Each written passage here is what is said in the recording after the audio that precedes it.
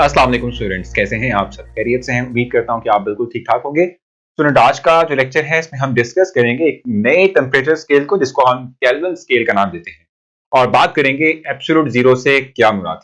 तो जी स्टूडेंट, जैसे कि मैंने आपसे कहा कि हमने बात करनी है केल्विन स्केल के बारे में जिसको हम एक टेम्परेचर स्केल कहते हैं। जैसे हम बात करते हैं डिग्री सेंटीग्रेड टेम्परेचर मेजर करने का हमारे पास एक यूनिट है, सेम इस तरीके से केल्विन भी एक हमारे पास यूनिट है। तो देखना है कि किसने ये इंट्रोड्यूस करवाया और फिर से रिलेटेड टर्म्स हमारे पास क्या है, कन्वर्जन कैसे हो सकती है डिग्री सेल्सियस से केल्विन के अंदर और केल्विन से डिग्री सेल्सियस के अंदर। ये तमाम बातें हमने डिस्कस करनी है। सबसे पहले हम बात करते हैं कि किस साइंटिस्ट ने ये केल्विन स्केल इंट्रोड्यूस करवाया। तो हमारे पास साइंटिस्ट नेम है लॉर्ड केल्विन। लॉर्ड केल्विन हमारे पास साइंटिस्ट हैं जिन्होंने फर्स्ट टाइम ये स्केल इंट्रोड्यूस करवाया। और स्केल इंट्रोड्यूस करवाने की रीजन क्या है, अभी हमने आगे जाके चार्ल्स लॉ को डिस्कस करना है।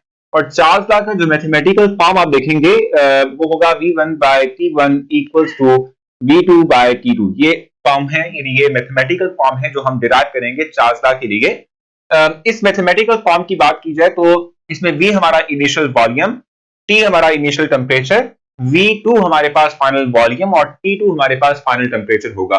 तो ये इक्वेशन जो है, अगर हम टेम्परेचर को डिग्री सेल्सियस में लेंगे तो ये इक्वेशन प्रूव नहीं होगी, ये इक्वलिटी होल्ड नहीं करेगी। ठीक है, तो हमने क्या किया, फिर हमने इस इक्वलिटी को होल्ड करने के लिए और जो चार्ल्स लॉ है इसको प्रूव करने के लिए हमने एक नए टेम्परेचर स्केल को इंट्रोड्यूस करवाया जो कि लॉर्ड केल्विन ने करवाया, जिसे हम केल्विन स्केल का नाम देते हैं। ठीक है, क्या कहते हैं इसको हम केल्विन स्केल कहते हैं जी। हमारे पास जो लॉर्ड केल्विन है, इन्होंने केल्विन स्केल हमें प्रोवाइड किया जिसमें कि हम टेम्परेचर को मेजर कर सकते हैं। और जहां तक बात है केल्विन स्केल की, तो ये स्केल स्टार्ट कहां से होता है? ये स्टार्ट होता है फ्रॉम 0 केल्विन, और 0 केल्विन या जिसको हम -273.16 डिग्री सेल्सियस भी कहते हैं। प्रिसाइजली इसको -273.16 या 15 जो है कहते हैं हम। ठीक हो गया, तो ये हमारे पास है केल्विन स्केल जो कि लॉर्ड केल्विन ने इंट्रोड्यूस करवाया। रीजन क्या थी, मैंने आपको बता दिया कि वो मैथमेटिकल फॉर्म जो है वो डिग्री सेल्सियस के अंदर टेम्परेचर के अगर हम देते हैं डिग्री सेल्सियस के अंदर, ठीक है, तो वो इक्वलिटी होल्ड नहीं करती। और चूंकि इक्वलिटी होल्ड नहीं करेगी तो हम कहते हैं कि चार्ल्स लॉ जो है वो प्रूव नहीं होगा। और जो चाहते हैं चार्ल्स लॉ को प्रूव करने के लिए तो we need temperature to be measure in kelvin. ठीक है, केल्विन में हमें मेजर करना पड़ेगा। ठीक हो गया, अच्छा आगे चलते हैं। अब जहां तक बात है केल्विन स्केल की, तो इसमें एक टर्म हम नॉर्मली यूज करते हैं जिसको हम कहते हैं एब्सोल्यूट जीरो। तो अब एब्सोल्यूट जीरो हमारे पास क्या है, जरा इसको देख लेते हैं। जहां तक बात है एब्सोल्यूट जीरो की, हम कहते हैं कि absolute zero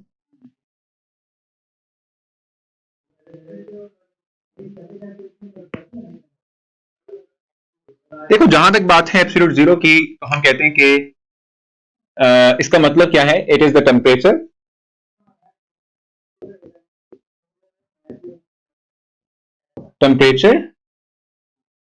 at which the volume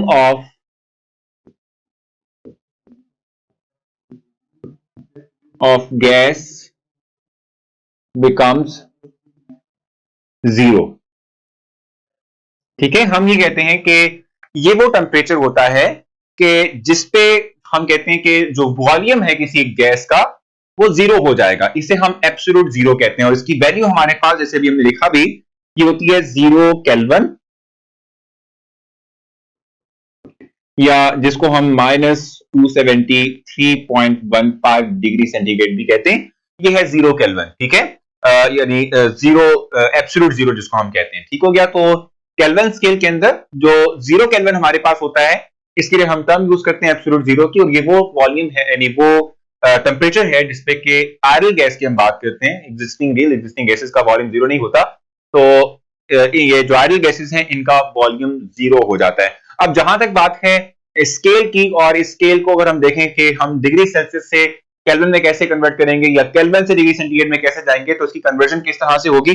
conversion के लिए हम कहते हैं कि हमारे पास क्या फार्मूला होगा। हम कहते हैं कि भाई, जैसे अभी यहाँ पे दिख भी रहा आपको कि ये 0 केल्विन इक्वल होता है -273.15 डिग्री। ठीक है, अगर आप चाहते हैं कि आप केल्विन स्केल के अंदर टेम्परेचर को फाइंड करें, तो किस तरह से आप फाइंड करेंगे केल्विन स्केल के अंदर, कि जो भी डिग्री सेल्सियस में आपके पास टेम्परेचर होगा आप उसको 273.15 उसमें ऐड कर दें, ठीक है।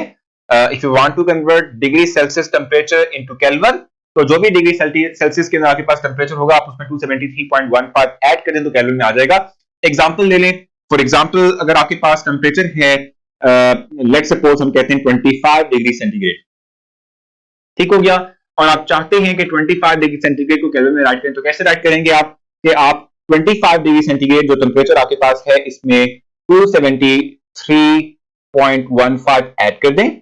जब आप ये ऐड करेंगे तो आपके पास आंसर क्या आएगा, दैट विल बी 298.15 केल्विन, ठीक है। सो इस तरह से जब भी आपके पास डिग्री सेल्सियस में वैल्यू मौजूद हो आप उसमें 273.15 या इसको रफ फिगर हम कहते हैं कि 273 होता है, ठीक है, वो आप ऐड करेंगे तो आपके पास रिजल्टेंट जो वैल्यू आएगी that will be in kelvin scale, ठीक है। और अगर आप चाहते हैं कि केल्विन में कोई वैल्यू गिवन हो और आप उसे कन्वर्ट करें इनटू डिग्री सेल्सियस, तो सिंपल है, लेट्स सपोज 300 केल्विन आपके पास मौजूद है और आपसे कहा जाता है कि आप इस केल्विन की वैल्यू को डिग्री सेल्सियस में कन्वर्ट करो, तो आप सिंपल इस 27 यानी जो 300 केल्विन हमारे पास है इसमें से 273.15 या चले प्रिसाइजली यानी हम अगर इसको थोड़ा सा देखिए इग्नोर भी कर दें तो 273 को हम माइनस कर देते हैं तो वैल्यू आपके पास आएगी अराउंड 27 डिग्री, ठीक है।